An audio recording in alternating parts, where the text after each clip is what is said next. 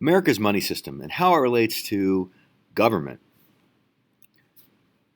So this chart might seem a little overwhelming because there's so much going on, but if you need to, just pause and kind of look at all the information here. So what I'm trying to show you is that America's money system is really complicated. There's this, so much money, billions of dollars, flying around in the air right now as you watch this video, from computer to computer, from someone pulling out money in their wallet, paying for food at Wendy's. It's just money is flying everywhere. Things are being produced in factories. Workers are going to work to earn money to buy things. It's just very, very complicated. But the purpose of this talk is really to think about the government and what the government's role is in our economy. So on this chart, you see individuals, meaning workers, families, and then you also see businesses. You see how they interact with each other. You see that individuals buy things at product markets, so Kroger or Walmart, Target. But at the same time, businesses have to go to a resource market. And it may not actually be an actual market, but it's the overall concept that that's where they have to go to find workers and equipment. So the resource market is where businesses go to get the things they need. And you can see how all of this interacts with each other. But the question is, what about the government? So the government of the United States has always, at least in the United States, has really had a hands-off approach to business from the very beginning. But over time has gotten more involved with businesses. And there's a variety of ways that the government interacts with individuals and businesses, as you can see from this chart. Of course, individuals have to pay taxes, but so do businesses. The government gives subsidies to businesses, and maybe they want to have a business come to the United States or in a particular state. So when we think of the government, we're mostly talking of the federal government, but states can do some of this as well. The government provides public goods, meaning like maybe law enforcement or clean air, clean water, those things that both businesses and individuals need. And the government gets involved in the markets. So whether we're talking about the product market, where you as a family might go and buy things, the government makes sure that car seats for babies are safe. They make sure that food you eat is safe. They make the people who make food list the ingredients and tell you how many calories are in it. Right? So the government regulates and has laws over things that you buy to make sure that you're not buying things that are unsafe. There was a time you bought it. There was no government oversight on food in America. That's really over the last 120 years or so, the government's gotten more involved in the food and making sure that the food is safe. At the same time, the government also has some say in the resource market. Workers have to be paid a certain amount. You can't go to work for Walmart in America and make $3 an hour. There's a minimum wage you have to be paid. If you work more than 40 hours a week, the government requires the companies to pay you extra. The working conditions that you work in have to be safe. They have to be well lit. They have to have ventilation. They can't have any crazy moving parts that could harm you. All of this to say that the government makes sure that the workplace is safe. So the government has a hand in the product market and the resource market.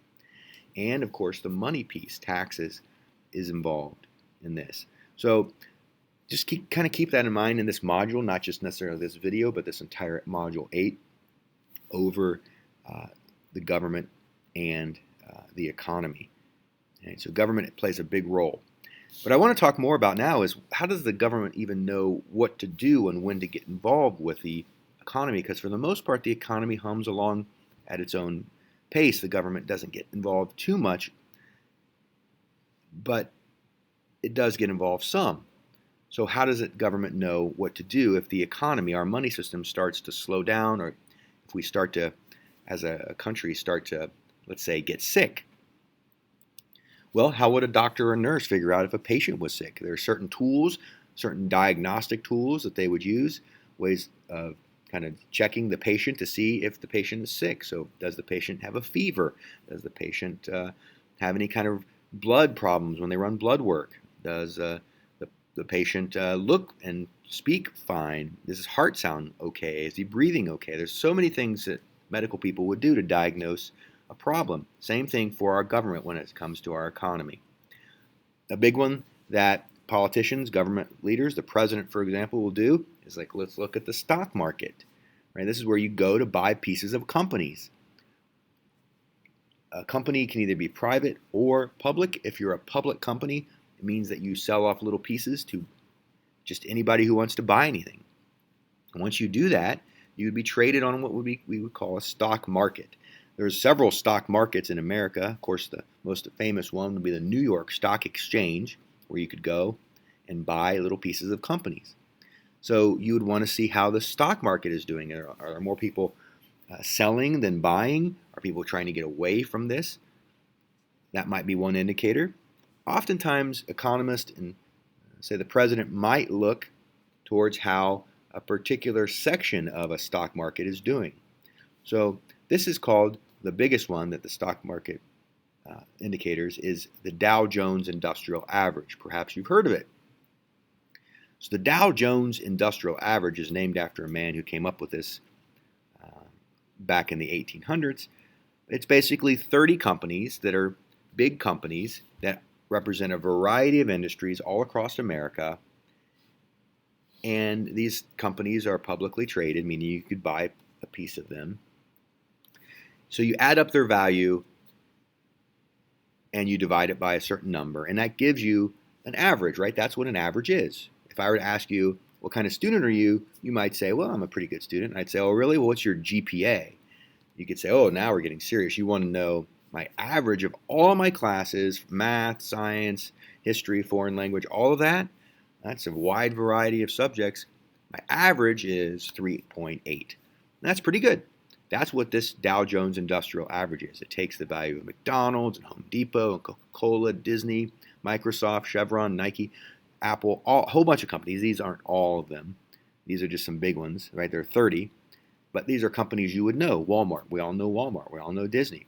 You add these companies up, the value of that company that day, and you divide by a certain number, a special number that the stock market has, and it gives you an average.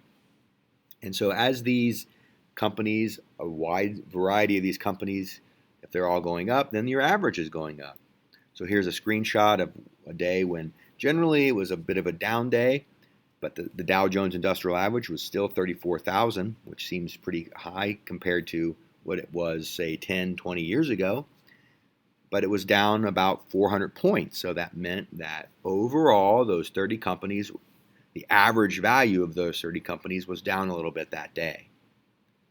So if you're the president, you're always kind of watching this, because if the value of those 30 big companies from a wide variety of industries, from entertainment to technology to food to home supplies, if all of those tend to be going up, then it looks like the economy, our money system, is moving along nicely. There are a few other indexes or averages that economists and leaders look at. Standard & Poor's is more than 30 companies. It's 500 companies. So now this gives you another picture. The NASDAQ is more tech companies. So this will give you a picture. If all of this index is going higher, then usually the tech side of America is doing well. But again, this is just one diagnostic piece, one thing that the president, for example, might use to see if the patient, America, is healthy or not. It's a big one. It's kind of like taking the temperature.